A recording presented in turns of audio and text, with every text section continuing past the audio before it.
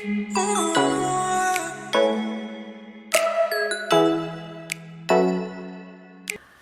welcome back to my channel. My name is Nomgcobo Galela and welcome to Authentically Gee. If you are a returning evergreen person, welcome back. And if you are new here, I hope you enjoy your stay and you will join this growing community of evergreen people. So today I am answering a few questions I posted on my Instagram stories for people to just put up, give me a shot at any question that you might have for me. So today I will be answering those questions.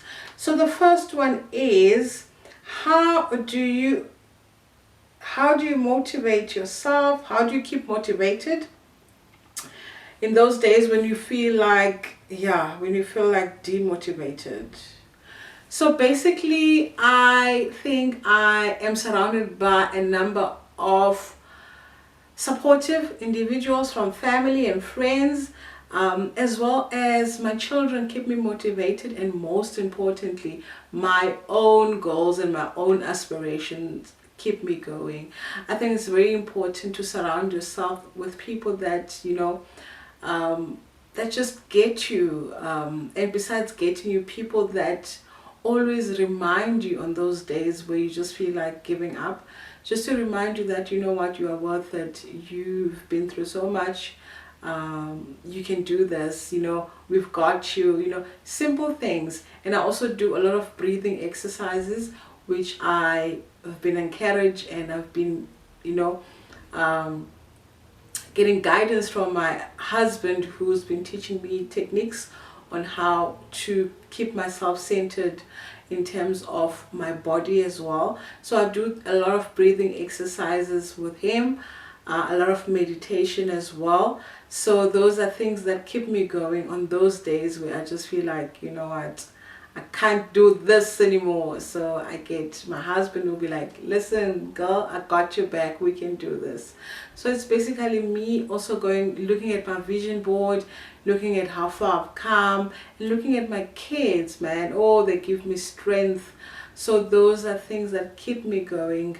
And yeah, hopefully you can find your own way on how to center yourself, whether it's through journaling, whether it's through reading a Bible, whether it is through prayer, whether it's through meditation, whatever works for you, do it. And then you can find yourself, you can find like some sort of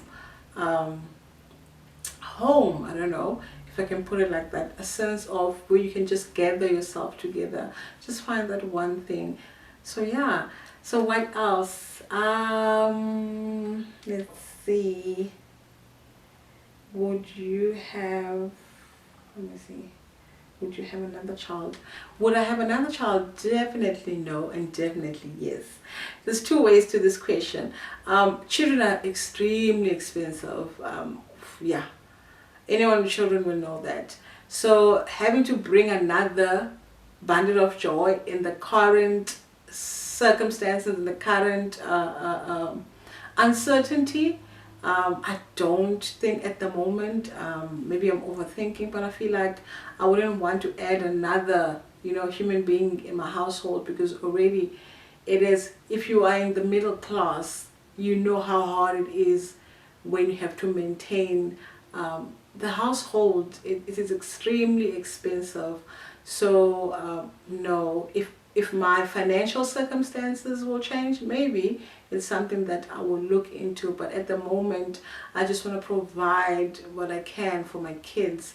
And for me, adding another bundle of joy, no, I don't think at the moment. But maybe in the future, we'll never know. But at the current state, at the current circumstances, and the current economy, and everything going up, and salaries remaining the same, petrol, everything going up, levies, rent, home loans, whatever it is, I cannot add another human being. So at the moment, no. How did you meet your husband? How did I meet the love of my life? Shoo! I say shoo because there's two. He's got his own story. I have my own story. So basically, me and my husband, we met in 20. But anyway, my story. One day maybe you'll come up on this platform and explain his side of the story. But for now, let's hear my side of the story. So me and my husband, we met in high school. We were not dating. But we met, like, we knew, like, first time we meeting each other was in high school. I think I was in grade 11 or grade 10. And he's a year ahead of me, different school. Basically, we met at the train station. We were taking the same train. This was after school the first time we took note that we were traveling in the same route. So I used to get off first, and then he used to get off at the second station when we go on the following station. When we were in high school, when we go home, I would also get in the same carriage. I don't know, like back in the day, school kids used to like the last two carriages. I don't know. This is here in Cape Town, so I used to get on to the last two carriages at the train station. So that's how we met, and then we get off at the same station, and we realized that, oh, we live in the same area. Okay, cool. So we used to walk together back home, like on our way back home, because we lived in the same neighborhood. And then that was back then.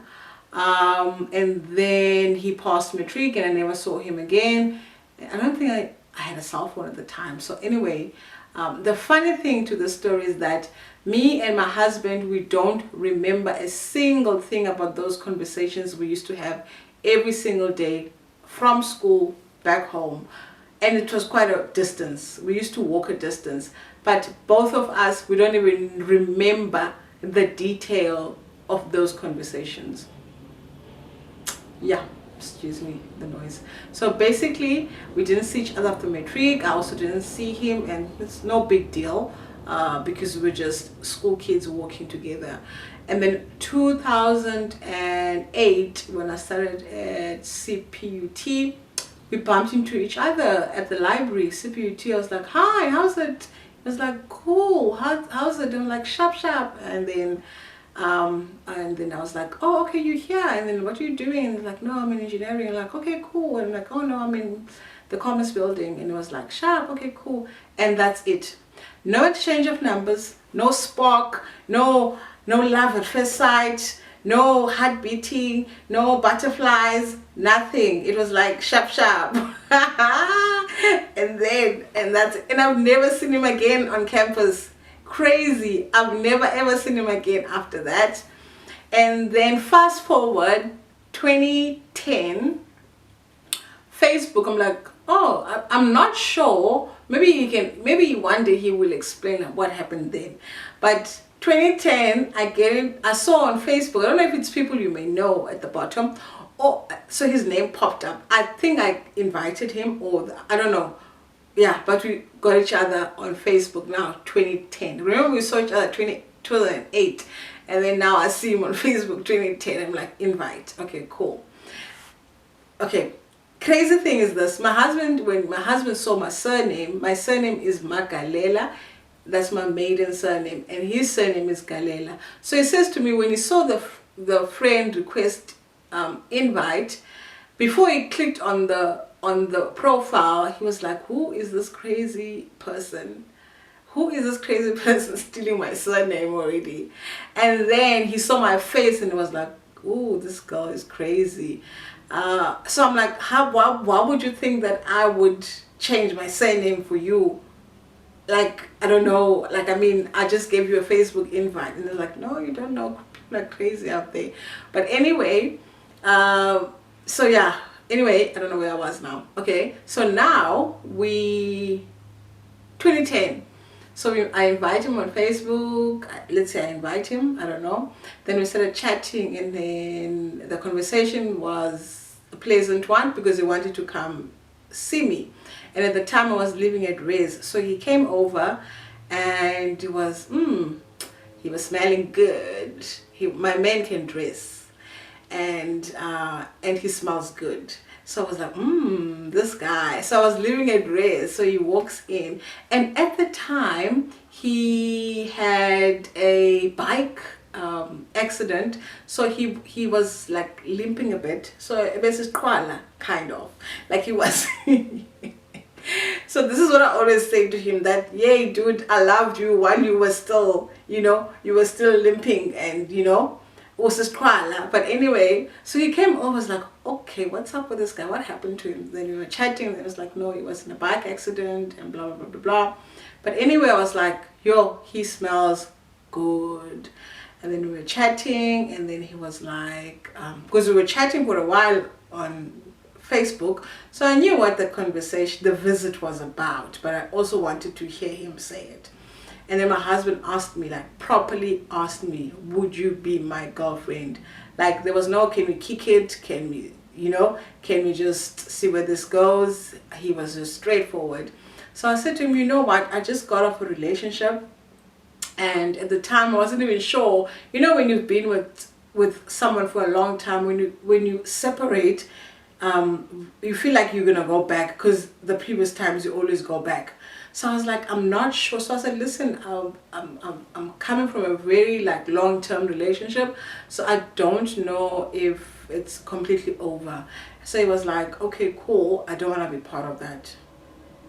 And I was like, oh, okay, this dude is serious. Because I mean, other people will take advantage and be like, I don't mind, I'll be whatever, your side thingy. He was like, okay, unfortunately I don't want to be part of that situation, and if you not sure, when you sure, you will let me know when you know what you want, but nah, I don't want to be part of that. And then obviously days went by, and I made up my mind. How did I make up my mind that he was the one that I wanted to be with? Firstly, he is the first impression, because remember in high school we didn't really know each other. And the funny thing, guys, this is so crazy. The time, I'm just all over the place. I get excited when I talk about the story because it is crazy. The time I'm in varsity, we used to do Long Street. My husband used to do Long Street as well. He used to be in the same clubs.